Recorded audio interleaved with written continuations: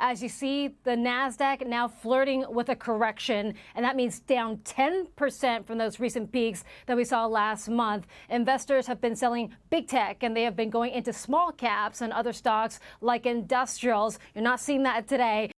Hello guys, എല്ലാവർക്കും പുതിയൊരു വീഡിയോയിലേക്ക് സ്വാഗതം. വളരെ മോശം കാഴ്ചകളാണ് നമ്മളിപ്പം മാർക്കറ്റിൽ കണ്ടുകൊണ്ടിരിക്കുന്നത്. ബിറ്റ്കോയിനും അതുപോലെ തന്നെ ബാക്കിയുള്ള ആൾട്ട് കോയിൻസും വളരെ ഭീകരമായിട്ടുള്ള രീതിയിലേക്ക് ഡംപിങ് നടന്നുകൊണ്ടിരിക്കുകയാണ്. ഇപ്പോൾ കുറച്ച് ദിവസമായിട്ട് മാർക്കറ്റ് കുത്തനെ താഴത്തേക്കാണ് പോയിക്കൊണ്ടിരിക്കുന്നത്. അപ്പം ഇന്നത്തെ വീഡിയോയിൽ നമ്മൾ ഡിസ്കസ് ചെയ്യാനായിട്ട് പോകുന്നത് എന്തുകൊണ്ടാണ് ക്രിപ്റ്റോ മാർക്കറ്റ് അതിഭീകരമായിട്ടുള്ള രീതിയിൽ ഇടിയുന്നത്, അതുപോലെ തന്നെ ഇനി വരും ദിവസങ്ങളിൽ എങ്ങനെയായിരിക്കും ഇതിൻ്റെ ഒരു മൂവ്മെൻറ്റും കാര്യങ്ങളൊക്കെ നമുക്ക് എക്സ്പെക്റ്റ് ചെയ്യാനായിട്ട് പറ്റുന്നത്, അതുപോലെ തന്നെ ഗ്ലോബലി നടക്കുന്ന കുറേയധികം കാര്യങ്ങൾ നമ്മുടെ മാർക്കറ്റിനെ നല്ല രീതിയിൽ ബാധിക്കുന്നുണ്ട്. നിങ്ങൾ ആ കാര്യങ്ങളൊക്കെ മനസ്സിലാക്കി വെക്കാൻ വേണ്ടിയിട്ടാണ് നമ്മൾ ഈ ഒരു വീഡിയോ ചെയ്യുന്നത്.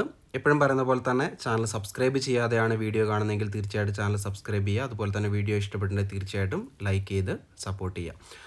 അതുപോലെ തന്നെ ക്രിപ്റ്റോ മാർക്കറ്റിനെ സംബന്ധിച്ച് എല്ലാവിധ അപ്ഡേറ്റുകളും നമ്മൾ നമ്മുടെ ടെലഗ്രാമിലായിരിക്കും അപ്ഡേറ്റ് ചെയ്യുന്നത്. അതുകൊണ്ട് തന്നെ ടെലഗ്രാം ചാനലിലും ജോയിൻ ചെയ്ത് വെക്കാനായിട്ട് മറക്കാതിരിക്കുക. ലിങ്ക് ഡിസ്ക്രിപ്ഷനിൽ കൊടുത്തിട്ടുണ്ട്. ആദ്യം തന്നെ നമുക്ക് ബിറ്റ്കോയിൻ്റെ കേസിൽ നിന്ന് തന്നെ തുടങ്ങാം. കറൻ്റ്ലി ഏകദേശം ഒരു $54,500 അടുപ്പിച്ചാണ് ബിറ്റ്കോയിൻ ട്രേഡ് ആയിക്കൊണ്ടിരിക്കുന്നത്. ഒറ്റ ദിവസം കൊണ്ട് തന്നെ ഏകദേശം 10% താഴെയാണ് ബിറ്റ്കോയിൻ്റെ പ്രൈസ് വന്നിട്ടുള്ളത്. എതേറിയത്തിൻ്റെ കാര്യം നമ്മൾ നോക്കുകയാണെങ്കിൽ ഏകദേശം ഒരു 20% ഇതേറിയവും ഡൗൺ ആയിട്ടുണ്ട്. അപ്പോൾ പിന്നെ നമ്മൾ ബാക്കി ആൾട്ട് കോയിൻസിൻ്റെ കാര്യത്തിലേക്ക് പ്രത്യേകിച്ച് കടക്കാതിരിക്കുന്നതായിരിക്കും നല്ലത്. ബിറ്റ്കോയിന് പ്രീവിയസ് ആയിട്ടുണ്ടായിരുന്ന ഒരു സ്ട്രോങ് ആയിട്ടുള്ള സപ്പോർട്ട് എന്ന് പറയുന്നത് $58,500 ആണ്. അത് ബ്രേക്ക് ചെയ്ത് വളരെയധികം താഴത്തേക്ക് ഇപ്പോൾ പോന്നിട്ടുണ്ട്.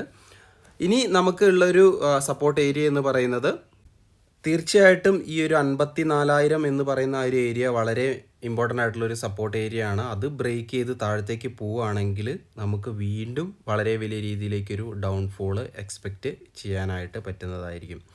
ഇപ്പം നമ്മൾ നോക്കുകയാണെങ്കിൽ ക്രിപ്റ്റോ മാർക്കറ്റ് മാത്രമല്ല, US സ്റ്റോക്ക് മാർക്കറ്റ് അതുപോലെ തന്നെ ജപ്പാനീസ് സ്റ്റോക്ക് മാർക്കറ്റൊക്കെ അത്യാവശ്യം നല്ല രീതിയിൽ താഴത്തേക്ക് പോകുന്ന ഒരു കാഴ്ചയാണ് കണ്ടുകൊണ്ടിരിക്കുന്നത്. സോ ഈ ക്രിപ്റ്റോ മാർക്കറ്റും അതുപോലെ തന്നെ സ്റ്റോക്കും ഒക്കെ ഒരുമിച്ച് ഇടിയാനായിട്ട് ഗ്ലോബലി നടക്കുന്ന കുറേ അധികം കാര്യങ്ങൾ അതിന് കാരണമായിട്ടുണ്ട്. നമുക്കത് എന്തൊക്കെയാണെന്ന് ഓരോന്നായിട്ട് എടുത്തു നോക്കാം.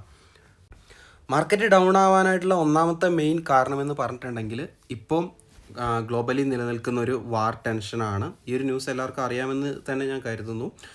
ഇറാൻ അതുപോലെ തന്നെ ഇസ്രായേൽ പ്രശ്നങ്ങളൊക്കെ കൂടുതൽ പ്രതിസന്ധിയിലേക്ക് നീണ്ടു പോയിക്കൊണ്ടിരിക്കുകയാണ്. ഏത് നിമിഷവും യുദ്ധം തുടങ്ങാം. അതുപോലെ തന്നെ മറ്റുള്ള രാജ്യങ്ങളൊക്കെ ഇരുചേരിയിലായിട്ടും തിരിഞ്ഞ് യുദ്ധത്തിലേക്ക് ഏർപ്പെടാനുള്ളൊരു പോസിബിലിറ്റി ഉണ്ട് എന്നുള്ളൊരു സ്പെക്കുലേഷൻ്റെ പുറത്താണ് ഇപ്പം മാർക്കറ്റ് ഡംപായിക്കൊണ്ടിരിക്കുന്നത്. ഇത് മാത്രമല്ല മാർക്കറ്റ് ഡംപാകാനായിട്ടുള്ള കാരണം ഈ ഒരു വാറിൻ്റെ ടെൻഷൻ മാർക്കറ്റ് ഡൗൺ ആവാനായിട്ടുള്ള കാരണങ്ങളിൽ ഒന്നാണ്. തീർച്ചയായിട്ടും ഈ ഒരു വാറുമായിട്ട് ബന്ധപ്പെട്ടുള്ള ന്യൂസുകൾ നിങ്ങൾ തീർച്ചയായിട്ടും ശ്രദ്ധിച്ചു വെക്കുക. വാറൊക്കെ കൂടുതൽ മോശം അവസ്ഥയിലേക്കാണ് പോകുന്നതെങ്കിൽ ക്രിപ്റ്റോ മാർക്കറ്റ് ആണെങ്കിലും സ്റ്റോക്ക് മാർക്കറ്റ് ആണെങ്കിലും അത് വളരെയധികം നെഗറ്റീവായിട്ടായിരിക്കും ഈ രണ്ട് മാർക്കറ്റുകളെയും ബാധിക്കാനായിട്ട് പോകുന്നത്. അതുപോലെ തന്നെ ഇപ്പം US നിന്ന് വരുന്ന അവരുടെ എക്കണോമിക് ഡാറ്റകളും കാര്യങ്ങളൊന്നും തീർച്ചയായിട്ടും ശുഭകരമല്ല.